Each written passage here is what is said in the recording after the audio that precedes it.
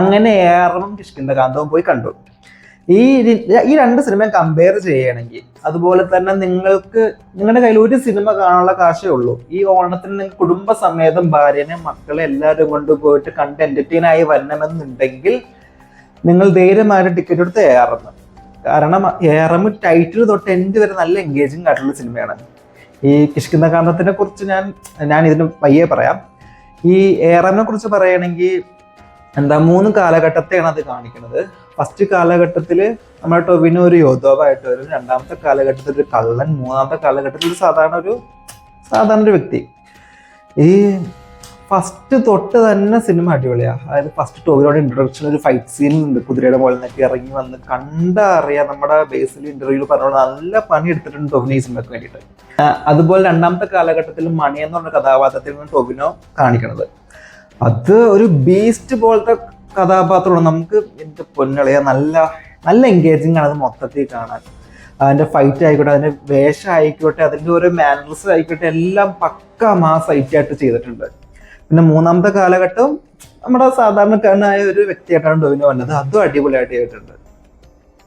അതുപോലെ തന്നെ സിനിമയിലെ BGM ഒക്കെ അടിപൊളിയാണ്. പിന്നെ ഒരു പാട്ടും, അത് ആ സിനിമയെ കാണുന്ന കാലത്തിന് അനുസൃതമായ സോങ്സ് ആ സിനിമ വന്നിട്ടുണ്ട്. ഈ സിനിമയിൽ ഫസ്റ്റ് ഒരു ട്വിസ്റ്റ് പോലൊരു സംഭവം വന്നിട്ടുണ്ട്, അതായത് സസ്പെൻസ് പോലെ നിലനിർത്താൻ വേണ്ടിയിട്ടൊരു പോർഷൻ കാണിക്കുന്നുണ്ട്. ബട്ട് അത് സിനിമ കുറച്ച് കണ്ടു കഴിയുമ്പോൾ ആ സസ്പെൻസ് മിക്കവർക്കും മനസ്സിലാവും. ബട്ട് എന്നിരുന്നാലും ആ സിനിമയുടെ കുറച്ച് സംഭവങ്ങൾ നമുക്ക് ഒരിക്കലും പ്രതീക്ഷിക്കാണ്ട് കയറുന്ന കുറേ സീൻസുകളും ഉണ്ട്. അതിലെ നായിക ആയിക്കോട്ടെ, നായകനായിക്കോട്ടെ, അതിലെ സഹ അഭിനേതാക്കളായിക്കോട്ടെ, എല്ലാവരും നല്ല രീതിയിൽ തന്നെ പെർഫോം ചെയ്തിട്ടുണ്ട്. നല്ല എൻഗേജിങ് ആണ്. നമ്മുടെ ജഗദീഷ് ചേട്ടനൊക്കെ ഉണ്ട് അതിൽ, അതൊക്കെ നല്ല കിടുവായിട്ട് തന്നെ ചെയ്തിട്ടുണ്ട്. നമുക്ക് അതിന്റെ മേക്കിംഗ് പഴയ കാലഘട്ടത്തെ കാണിക്കുന്നത് നന്നായിട്ട് കാണിക്കുന്നുണ്ട്. നമുക്കൊരു പുതിയൊരു ലോകം നമ്മൾ കാണുന്ന പോലെ ആ സിനിമ കാണുമ്പോൾ ഫീൽ ചെയ്യുന്നത്. നല്ല അടിപൊളിയായിട്ട് അവർ ഈ സിനിമ ചെയ്തിട്ടുണ്ട്. നമുക്ക് തിയേറ്ററിൽ നിന്ന് ഇറങ്ങുമ്പോൾ ഒരു സാറ്റിസ്ഫാക്ഷൻ കിട്ടും നമ്മൾ. കാരണം ഇതൊരു OTT കണ്ട് എത്രത്തോളം വർക്കാവുമെന്ന് എനിക്ക് പറയാൻ പറ്റില്ല. കാരണം ഇത് തിയേറ്ററിൽ പോയി കാണേണ്ട മെറ്റീരിയലാണ് സിനിമ മൊത്തം.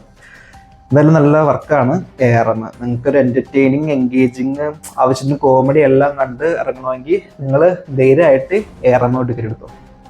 രണ്ടാമത്തെ പടമാണ് കിഷ്കിന്ധകാന്തം. ഇതൊരു ത്രില്ലർ രീതിയിൽ പോകുന്ന സിനിമയാണ്. നിങ്ങൾക്ക് ഡ്രാമ ഇഷ്ടമാണ്, ത്രില്ലർ ഇഷ്ടമാണെങ്കിൽ ധൈര്യമായിട്ട് പോയി ടിക്കറ്റ് എടുക്കുക ഈ സിനിമക്ക്. പിന്നെ ഇപ്പോൾ സോഷ്യൽ മീഡിയയിൽ ഈ സിനിമക്ക് കുറച്ച് ഹൈപ്പ് കൂടുതൽ കിട്ടുന്നുണ്ട്. നിങ്ങൾ ആ ഹൈപ്പും കണ്ടാണ് പോകണമെങ്കിൽ ചിലപ്പോൾ നിങ്ങൾക്ക് നിരാശപ്പെടേണ്ടി വരും. ഒരു സാധാ സിനിമ എന്ന രീതിയിൽ, ഒരു സാധാ ത്രില്ലർ എന്ന രീതിയിലാണ് നിങ്ങൾ ഈ സിനിമ പോയി കാണാൻ, നിങ്ങൾക്ക് ഉറപ്പിച്ച കാശ് പുറത്ത് മൂവിയാണിത്. കാരണം നല്ല BGM ആണ്, നല്ല സ്റ്റോറിയാണ്, നല്ല വേ ഓഫ് മേക്കിംഗ് ആണ്. ഒരു അച്ഛൻ്റെ മോൻ്റെ ഒക്കെ ഒരു കഥ പറയുന്ന പോലത്തെ ഒരു സിനിമ ഇത്. മീൻസ് അങ്ങനെയല്ല, എന്നാലും ഒരു അച്ഛൻ, മകൻ, ആ മകൻ്റെ ഭാര്യ, ആ മകൻ്റെ മകൻ, ഈ 4 ഇതിലെ മെയിൻ കഥാപാത്രങ്ങളായിട്ട് വരുന്നത്. സിനിമ തുടക്കം മുതൽ അവസാനം ഒരു തീം ഈ സിനിമക്കുണ്ട്. ആ തീം തന്നെ അവർ കാത്തു സൂക്ഷിക്കണമുണ്ട്. നല്ല സ്ക്രിപ്റ്റ്, നല്ല മേക്കിംഗ്. നമ്മുടെ ജഗദീഷ് ചേട്ടനുണ്ട്, അതും കിടുവായിട്ട് തന്നെ ചെയ്തിട്ടുണ്ട്. ഈ വിജയരാഘവൻ സാറിൻ്റെ ഒക്കെ ആക്ടിങ് ഒക്കെ പറഞ്ഞ അടിപൊളി ആക്ടിങ് ആണ്.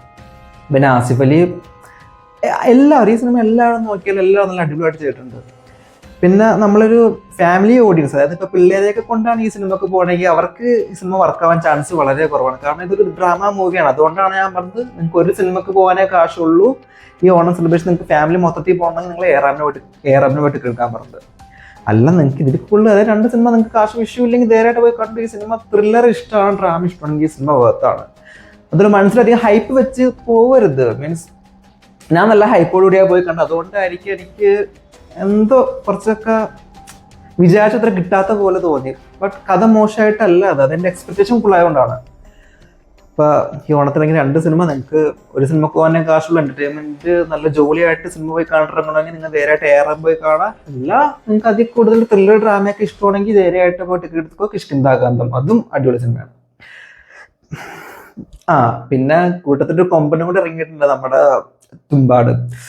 അത് നിങ്ങൾ ഇന്നേ വരെ നിങ്ങൾ കണ്ടില്ലെങ്കിൽ തിയേറ്ററിൽ പോയി തന്നെ കാണാം. മസ്റ്റ് വാച്ച് സിനിമയാണ്. ഇന്ത്യയിൽ അതുപോലത്തെ വേറെ സിനിമ ഇല്ല എന്ന് തന്നെ പറയാം. എന്തായാലും നിങ്ങളെല്ലാവരും ഓണം എൻജോയ് ചെയ്യുക. ഹാപ്പി ഓണം.